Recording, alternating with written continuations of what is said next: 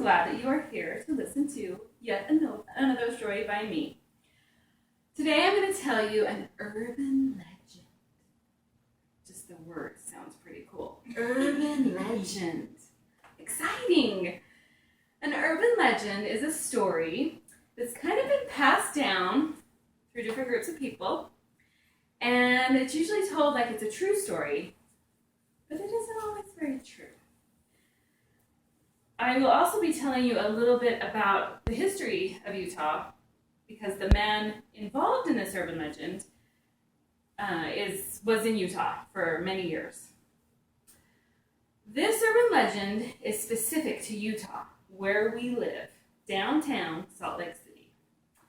And when I get to the urban legend part, you'll know it's probably not true, but everything else I tell you about this man named Jacob Moritz is true. Jacob Moritz was not born in Utah. He was actually born in Germany, far, far away from Utah. He was born in 1849. That's 160 years ago. It's a long time ago. It's hard to imagine what the world was like back then. So in 1849, around 1849, the California gold rush was happening. And that was when a man found some gold in California.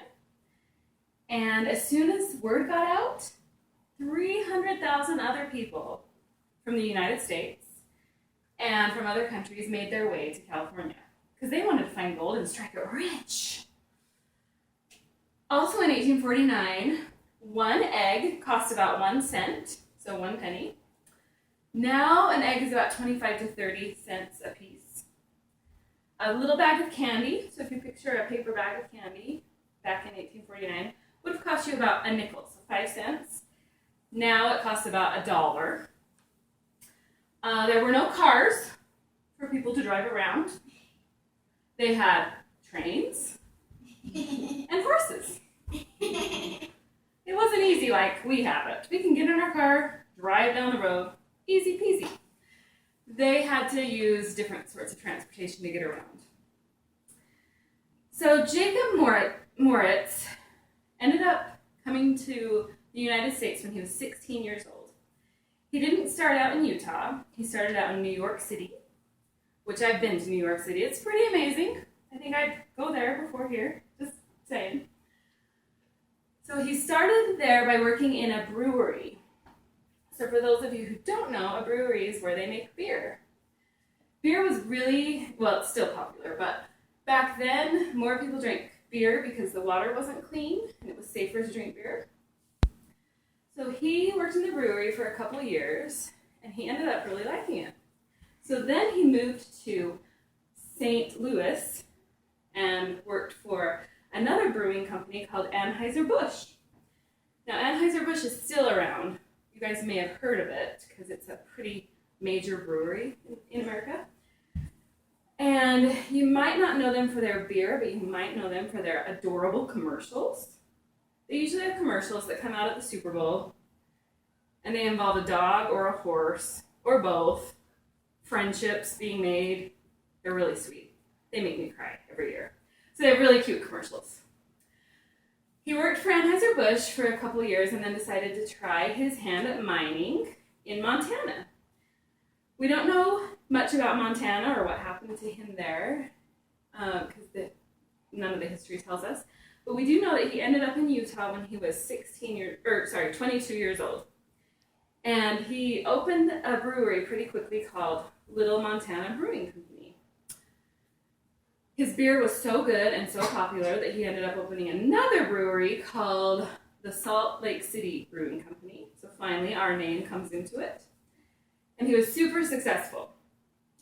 He never had children while he lived in Utah, but he did end up finding a wife.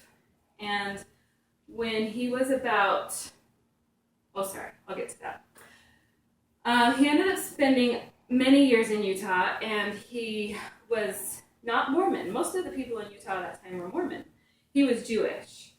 And although they had different beliefs, he still was a huge part of the Mormon community, really popular and really well respected. So he enjoyed life here and ended up spending almost 40 years in Utah. Well, he started to get really sick, and his wife and he decided to move to a different place that might bring better air quality and more relaxation because he worked so hard in Utah.